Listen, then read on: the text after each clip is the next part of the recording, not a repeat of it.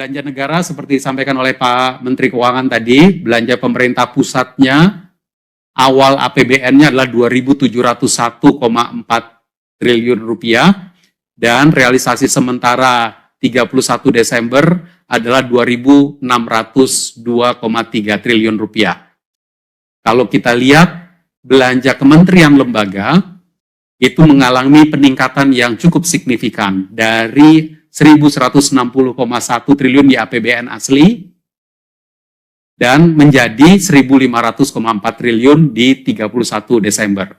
Peningkatan ini adalah karena belanja tambahan maupun pergeseran anggaran. Jadi dua dia. Ada yang sifatnya pergeseran anggaran menyesuaikan dengan prioritas, ada juga yang sifat pergeseran anggaran itu termasuk dari belanja non-KL menjadi belanja KL. Kalau belanja non-KL itu bergeser menjadi belanja KL, karena di belanja non-KL biasanya ada cadangan-cadangan. Kalau seperti bencana itu cadangan. Nah, kalau terjadi bencana, maka dia pindah menjadi year on year, 14,6%. Tumbuhnya year on year. Di Q2, belanja negara itu tumbuh juga, tapi lebih rendah, 0,6% year on year. Lalu kemudian kalau di Q1 tuh biasanya belanja itu masih relatif rendah. Karena baru mulai tahun anggaran. Lihat realisasi Q1 itu 620 triliun. Itu saya katakan rendah relatif. Karena di Q2 1.400 triliun. Ini pun agak sedikit terhambat karena proses dari efisiensi anggaran saat itu. Maka di Q3 belanja dari belanja negara itu menjadi 2.234,8 triliun. Meskipun meningkat kelihatannya meningkat dari 1.407 ke 2.234, tapi sesungguhnya 2.234 itu lebih rendah dibandingkan tahun sebelumnya di Q3 itu. Dan seperti yang beberapa bulan terakhir saya terus sampaikan, di Q4 memang terjadi percepatan dari belanja mencapai belanja negara itu 3.451,4 triliun. Ini adalah kumulatif keseluruhan sehingga di Q4 saja itu dia meningkat 3,0% year on year. Dan kita pahami bahwa nanti efek dari belanja ini nanti akan memiliki efek kepada pertumbuhan ekonomi Q4 yang tadi disampaikan oleh Pak Menteri.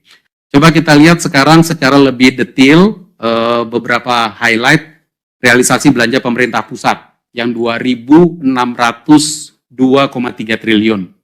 Saya ingin ingatkan lagi, awal tahun 2025 APBN itu kita melakukan efisiensi anggaran. 306,7 triliun kita lakukan efisiensi dari belanja KL maupun transfer ke daerah. Ini dulu sebutannya adalah blokir. Blokir anggaran KL maupun pencadangan anggaran transfer ke daerah. Dan blokir ini tidak menyentuh belanja pegawai, operasional dasar dari kementerian dan lembaga, serta tidak menyentuh belanja bantuan sosial. Untuk itu, maka sebagian dari blokir ini kita buka kembali. Dan yang dibuka kembali adalah sekitar 206,4 triliun rupiah dari 306 tersebut. Supaya operasional dasar bisa tetap berlangsung, supaya belanja bantuan sosial bisa tetap berjalan, dan ditambah lagi dengan beberapa belanja tambahan, sehingga APBN itu untuk belanja pemerintah pusatnya dari yang diperkirakan 2.701,4 triliun, dia kemudian mencapai 2.602,3 triliun. Jadi kita berbelanja 100 triliun lebih rendah karena kita memiliki efisiensi anggaran di awal tahun. Namun kita juga melakukan secara fleksibel pergeseran anggaran mau untuk tetap bisa memenuhi seluruh program-program prioritas pemerintah.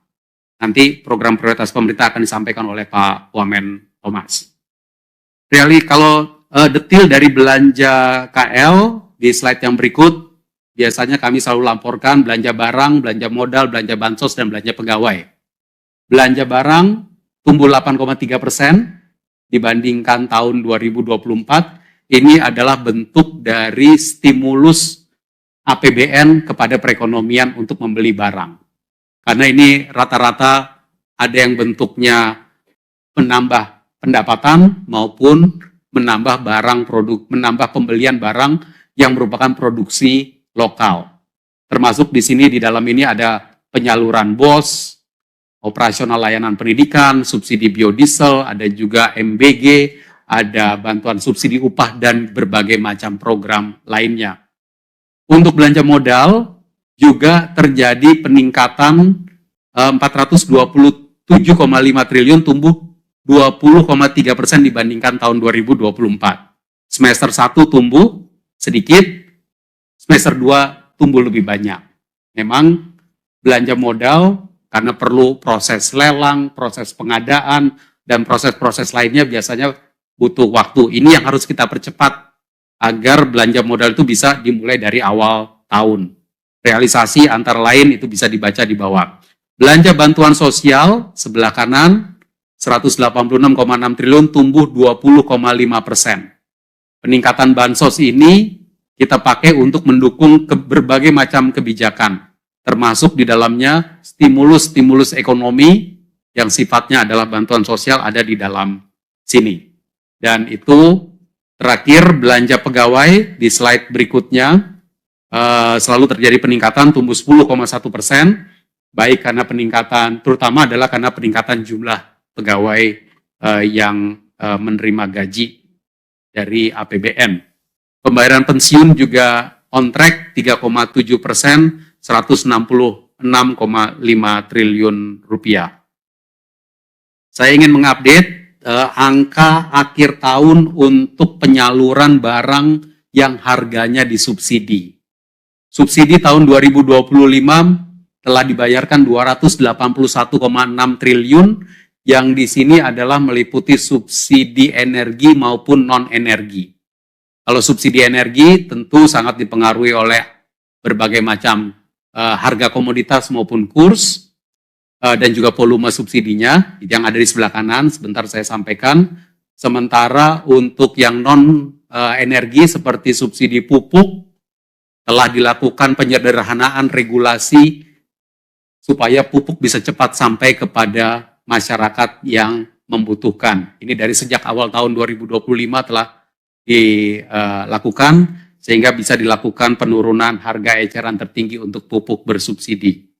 Untuk berbagai jenis barang dengan harga bersubsidi bisa dilihat di sebelah kanan. Semua volume barang bersubsidi di tahun 2025 meningkat dibandingkan tahun 2024. Ini adalah bentuk keberpihakan kita memastikan bahwa APBN memenuhi kebutuhan masyarakat untuk BBM, untuk LPG 3 kg, meningkat juga 3,9%. Jumlah pelanggan listrik bersubsidi juga meningkat. Jumlah pupuk yang disalurkan juga meningkat menjadi 8,1 juta ton. Ini meningkat 12% dibandingkan 2024. Dan rumah dengan harga bersubsidi untuk masyarakat berpenghasilan rendah, realisasi 2025 adalah 278, hampir 279 ribu rumah harga bersubsidi. Ini meningkatnya cukup tinggi, yaitu 39,5% jumlah rumahnya. Teman-teman media, saya ingin menyampaikan sekarang yang tentang penyaluran TKD. Penyaluran transfer ke daerah 849 triliun, ini adalah sesuai dengan angka yang paling 2025 itu ya, sesuai dengan setelah kita melakukan pencadangan atas transfer ke daerah sesuai Inpres 1 2025. Maka sepertinya terlihat 863, 2024 turun ke 849. Tapi sebenarnya 849 ini setelah pencadangan. Dan 849 triliun ini masuk ke dalam anggaran pendapatan dan belanja daerah, masuk ke APBD. Kalau highlight realisasi TKD 2025 bisa dibaca. Mungkin kalau teman-teman yang mengikuti APBN kita dari awal, mengikuti bahwa kita dulu menyampaikan tentang tunjangan profesi guru yang disalurkan langsung ke rekening guru, itu sudah dilakukan. Komplitnya adalah 67,3 triliun. Dana desa untuk mendukung pembentukan Badan Hukum Koperasi Desa Koperasi Kelurahan Merah Putih telah dibentuk 83.000 lebih.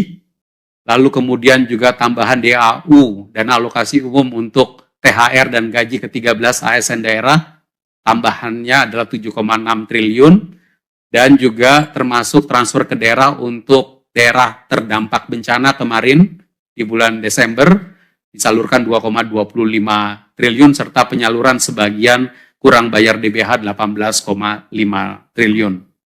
Teman-teman media semua, di slide yang berikutnya mungkin ini angkanya agak terlalu kecil-kecil, tapi ceritanya kira-kira begini. Kalau kita lihat 849 triliun transfer tadi, harusnya kan masuk ke APBD. Masuk ke APBD sebagai pendapatan di APBD. Nah, pendapatan daerah itu kalau kita total menjadi 1.288. Angka 849-nya itu ada di TKD yang bawah. 849. Itu yang ditransfer dari pemerintah pusat. Ditambah dengan pendapatan asli daerah, ditambah dengan berbagai macam berapa yang kecil-kecil lagi, maka total pendapatan daerah itu 1.288 triliun. Namun kita lihat juga selama tahun 2025 belanja daerah itu adalah 1.246 triliun. Jadi 1.288-nya nggak habis. Masih belanjanya penerimaannya itu masih tersisa kira-kira mana ini sisanya nih? 41,7 triliun. Oke. Ditambah dengan sisa dari cash silpa di daerah 67,1 triliun, maka kita memperkirakan silpa yang akan ada di daerah itu kira-kira 108 triliun. Yang artinya ada peningkatan dibandingkan akhir tahun 2024 yang angkanya sekitar 83 triliun. Ini teman-teman sekalian yang kita harapkan nanti bisa segera dibelanjakan oleh daerah di awal tahun 2026 ini supaya bisa memberikan stimulus kepada perekonomian daerah. Tentu tidak semua daerah sama silpa yang dihasilkan. Kami memperkirakan bahwa sekitar sepertiga itu ada di Jawa. Sekitar hampir 25% ada di Sumatera. Tentu di tiap daerah berbeda-beda lagi. Namun kita ingin menghimbau ke seluruh pemerintah daerah agar kalau ada excess cash maka dibelanjakan secepat mungkin untuk membantu kondisi ekonomi masyarakat. Saya rasa demikian untuk bidang belanja dan transfer ke daerah, dan selanjutnya Pak Wamen Thomas akan menyampaikan beberapa highlight dari program-program khusus prioritas APBN.